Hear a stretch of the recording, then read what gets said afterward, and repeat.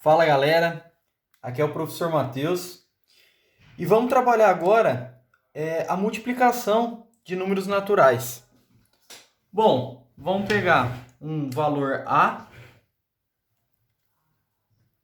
multiplicado por B, que eu vou ter um determinado valor C. Esse valor A e B, eu chamo eles de fatores. A e B, então, são meus fatores da minha multiplicação. A é um fator e B também é um fator. E já o C, que é o resultado, o C na multiplicação eu chamo ele de produto. O C eu vou chamar ele de produto.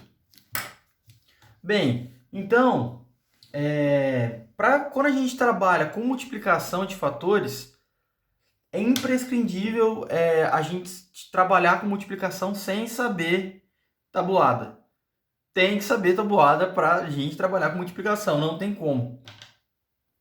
Então, vamos fazer aqui um exemplo. 250 vezes 14. Vamos pegar nosso primeiro exemplo aqui. 250 vezes 14. Bom, na minha multiplicação, eu coloco aqui 250, coloco aqui meu sinal de vezes e o valor de 14. Bom, primeira coisa que eu preciso fazer é multiplicar os valores referentes à minha unidade. A minha unidade que eu estou analisando aqui, eu vou analisar aqui o número 14 e vou multiplicar ele, cada número aqui no caso, tanto 4 quanto 1, com todos os valores aqui de 250. Então, vamos pegar aqui o primeiro valor da unidade, que é 4, e multiplicar. 4 vezes 0, eu tenho que é 0. 4 vezes 5, eu tenho que é 20. 4 vezes 5 é 20, então eu tenho 0 dezenas, né? E 2, no caso eu tenho 20 dezenas, né? E aqui eu represento por 0 e coloco aqui, represento 2 centenas aqui em cima. 4 vezes 2, 8, mais 2, 10. Aí o que acontece? Quando eu vou multiplicar aqui o meu valor da casa da dezena, que é 1, eu preciso desconsiderar a primeira casa aqui do segundo número. Tem gente que coloca um mais, tem gente que coloca um zero, tem gente que coloca alguma outra representação. Eu vou trabalhar com um mais aqui, tá? Eu vou trabalhar com um mais. Então, aqui nessa multiplicação, eu tenho 1 vezes 0, eu tenho que é 0. 1 vezes 5, eu vou ter que é 5. E 1 vezes 2, eu tenho que é 2. Lembrando que esse 2 aqui, que está aqui em cima, eu usei quando eu estava multiplicando o valor de 4. Quando eu vou multiplicar o valor de 1, eu tenho que esquecer esse 2 que eu considerei aí em cima, né? Então, aqui eu vou ter 2.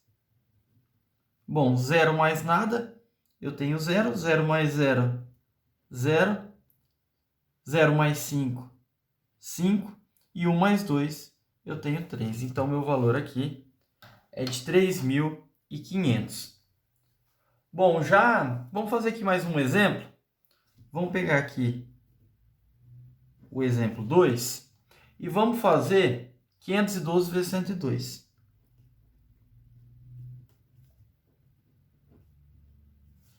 512 vezes 102. Então, eu coloco aqui o valor de 512 vezes 102. Poderia fazer o contrário? 102 vezes 512? Poderia também, não teria problema algum. Mas, analisando aqui, vou multiplicar então aqui meu valor da casa das unidades. Tenho que 2 vezes 2 é igual a 4.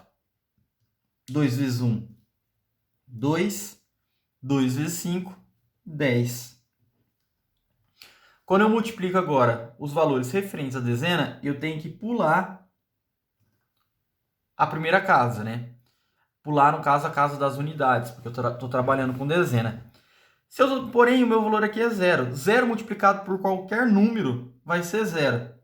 Então, vai dar 0, 0 e 0 aqui no caso. Agora eu vou multiplicar a casa da centena. Quando eu multiplico o valor da centena, eu preciso começar pelo valor da centena também, meu primeiro número aqui. Então, eu preciso desconsiderar o valor da unidade e o valor da dezena.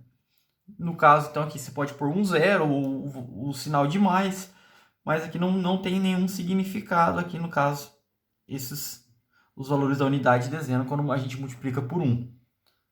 Certo? Então, 1 vezes 2 eu tenho que é 2. 1 vezes 5, 1 vezes 1, 1. E 1 vezes 5 eu tenho que é 5. Bom, somando aqui, 4 mais nada, 4. 2 mais 0 mais nada, eu tenho 2. 0 mais 0 mais 2, eu tenho que é 2. 1 mais 0 mais 1, eu tenho que é 2. E 5 mais nada, né? Eu tenho que é 5. Então, eu tenho como valor final aqui o valor de 52.224. Beleza? Bom, vamos agora trabalhar com as propriedades distributivas que a gente encontra aqui. Então, vamos lá. As propriedades distributivas. Bom, vamos imaginar aqui a seguinte condição. Eu tenho um valor de A vezes um valor de B mais C. Tenho aqui um valor de A vezes B menos C. Tem aqui uma outra situação, um valor de B mais C vezes A. E aqui eu tenho outra condição, que é B menos C vezes A. Pois bem, o que eu posso encarar aqui nessa minha propriedade distributiva? Eu tenho que o A, ele está multiplicando uma soma, né? Então, eu posso somar B mais C e depois multiplicar por A, ou eu posso fazer distributivo. O que seria? Eu multiplicar o A com o B e depois somar o valor da multiplicação de A com C.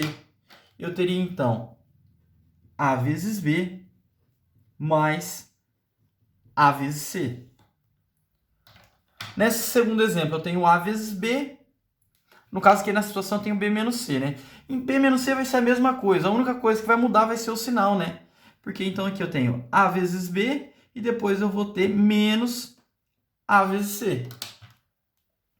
Então, A vezes B menos A vezes C.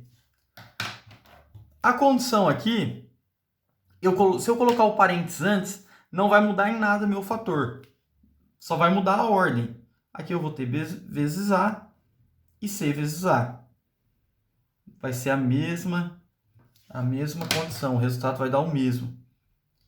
Então, aqui eu teria B vezes A mais C vezes A. E aqui eu teria B vezes A menos C vezes A. Vamos fazer um exemplo? Vamos pegar, por exemplo, a seguinte condição. Eu tenho aqui, por exemplo, 2 vezes 8 mais 3. Certo? Vou fazer primeiro a soma, que está entre o parênteses. 8 mais 3, 11, né?